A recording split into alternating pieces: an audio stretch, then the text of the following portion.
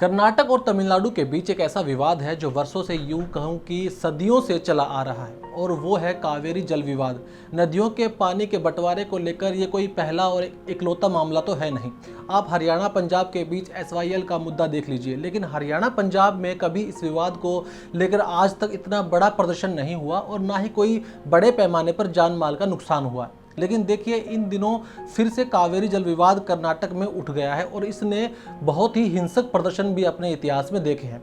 दोनों राज्यों के बीच यह जल संकट जो है 140 साल पुराना है। मामला निचली अदालतों से लेकर देश के उच्चतम न्यायालय तक पहुंच चुका है, लेकिन विवाद ज्यों का त्यों बना हुआ है। कन्नड़ और किसान संगठनों के प्रमुख कन्नड़ कुक्कुटा संघ ने सुबह 6 बजे से शाम के 6 बजे तक 12 घंटों के लिए बंद का आह्वान किया है। विपक्षी भाजपा और जनता दल सेक्युलर ने भी इस बंद के समर्थन में राज्य के अलग अलग हिस्सों में प्रदर्शन किया। पुलिस ने अब तक 50 से अधिक लोगों को हिरासत में भी ले लिया है। खैर, ये तो हुई अभी की ताजा आंदोलन की अपडेट, लेकिन हर बार होने वाले इस विवाद और संघर्ष को पहले समझना होगा कि आखिर ये विवाद है क्या। तो आइए शुरू करते हैं आज का ये वीडियो, जिसके अंदर हम समझेंगे कि कावेरी विवाद असल में है क्या, इसका शुरुआत कब से हुई और मौजूदा स्थिति में ये विवाद हर समय पर उठता क्यों रहता है। तो सबसे पहले कावेरी नदी को हम समझ लेते हैं, इसकी ज्योग्राफी को समझते हैं। कावेरी नदी कर्नाटक के कोडगु जिले से निकलती है और तमिलनाडु व पुडुचेरी होते हुए बंगाल की खाड़ी में जा गिरती है। कावेरी नदी की लंबाई तकरीबन 750 किलोमीटर है। ये नदी कुशालनगर, मैसूर, श्रीरंगपट्टनम, तिरुचिरापल्ली, तंजावुर और मयिलादुरई जैसे शहरों से गुजरती हुई तमिलनाडु से बंगाल की खाड़ी में जा गिरती है। कावेरी बेसिन का कुल जल भराव 81,155 वर्ग किलोमीटर है, जिनमें से कर्नाटक में नदी का जल भराव जो है क्षेत्र लगभग बताया जाता है कि 34,273 वर्ग किलोमीटर है। तो आइए अब विवाद को समझते हैं। ये तो ज्योग्राफी हुई इसकी, लेकिन विवाद को समझना भी बहुत ज़रूरी है।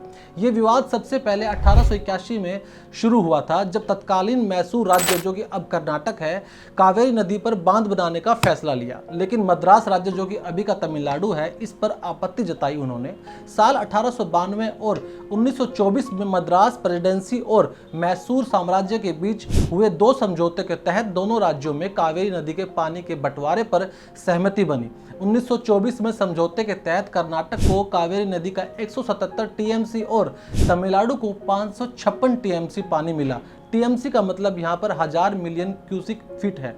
लेकिन आपको लग रहा होगा कि अब तो विवाद सुलझ गया, लेकिन नहीं, ऐसा हुआ नहीं। आज़ादी के बाद 1972 में केंद्र सरकार ने एक कमेटी बनाई। कमेटी के रिपोर्ट के आधार पर कावेरी नदी के पानी को 4 हिस्सों में बांट दिया गया: तमिलनाडु, कर्नाटक, केरल और पुडुचेरी। 1976 में एक समझौते के तहत इसे बांटा गया, लेकिन इस समझौते का पालन नहीं हुआ और विवाद चलता रहा। इसके बाद साल 1990 में भारत सरकार ने 2 जून 1990 को कावेरी जल विवाद अधिकरण की स्थापना की, जिसे CWDT कहते हैं। CWDT बनने के बाद भी तमिलनाडु और कर्नाटक में कई मुद्दों को लेकर विवाद जारी रहा और अंततः मामला उच्चतम न्यायालय तक जा पहुंचा। साल 2018 में सुप्रीम कोर्ट ने अपने फैसले में कर्नाटक को जून से मई के बीच तमिलनाडु के लिए 177 TMC पानी छोड़ने का आदेश दिया था। TMC को मैं आपको ऊपर बता चुका हूं कि इसका मतलब क्या होता है। कोर्ट ने अंतिम अदालती आदेशों के ढांचे के भीतर राज्य के बीच विवादों का निपटारा करने के लिए कावेरी जल प्रबंधन प्राधिकरण यानी CWDT और कावेरी जल नियामक समिति यानी कि CWRC के गठन का भी आदेश दिया था। अब जब इतना कुछ हो चुका है, मामला उच्चतम न्यायालय तक जा चुका है, तो फिर अब विवाद किस बात का है? ये एक बड़ा सवाल है कि आए दिन होने वाले आंदोलन आखिर होते क्यों हैं। देखिए, इस बार तमिलनाडु ने कर्नाटक से 15,000 क्यूसेक पानी को छोड़ने की मांग की थी। कर्नाटक के विरोध के बाद कावेरी जल विवाद न्यायिक अधिकरण ने 10,000 क्यूसेक पानी छोड़ने की मांग की, लेकिन तमिलनाडु का आरोप है कि कर्नाटक ने 10,000 क्यूसेक पानी भी नहीं छोड़ा। कर्नाटक का कहना है कि इस बार दक्षिण पश्चिमी मानसून के कमजोर रहने के कारण कावेरी नदी क्षेत्र के जलाशयों में अपर्याप्त जल भंडार है। ऐसे में कर्नाटक ने पानी छोड़ने से इनकार कर दिया, जिससे यह मुद्दा अब गर्मा चुका है। देखिए, दोबारा उपजे इस विवाद के बाद से 18 सितंबर को कावेरी जल प्रबंधन प्राधिकरण ने कर्नाटक को आदेश दिया था कि वह तमिलनाडु को 5,000 क्यूसेक पानी जारी करे। आदेश के तहत कर्नाटक को 28 सितंबर तक तमिलनाडु को पानी देना था। सुप्रीम कोर्ट ने भी इस मामले में हस्तक्षेप करने से मना कर दिया है। अगर अभी भी आपको विवाद समझ में नहीं आया तो इसको कुछ ऐसे समझिए कि अगर आपकी आमदनी 100 रुपये है और उसे 2 हिस्सों में बांटना हो और कमाने वाले सिर्फ आप है, यानी कि आप एक आय का स्रोत है और आपको बंटवारे के तहत 33 रुपये किसी को देने होते हैं। अब चाहे आपकी आमदनी 100 रुपये इस महीने ना हो और आपने अगर 70 रुपये कमाए तो भी नियम के तहत आपको 33 रुपये देने होंगे। यदि बारिश इस वर्ष कम हुई है तो इस कंडीशन में तमिलनाडु को उसका निर्धारित जल मिलेगा ही मिलेगा, जिसके चलते कर्नाटक के जो किसान हैं और स्थानीय जो लोग हैं वो इसके लिए आंदोलन कर रहे हैं।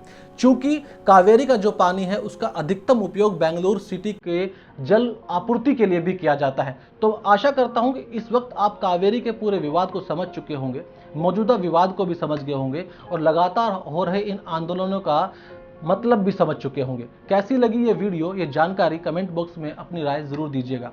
वीडियो अच्छा लगा हो तो अपने दोस्तों के अंदर से शेयर भी कीजिए और चैनल को सब्सक्राइब भी कीजिएगा। अब मिलते हैं आपसे अगली वीडियो में, तब तक के लिए बने रहिए मेरे साथ, यानी क्लिक इंडिया के साथ। धन्यवाद।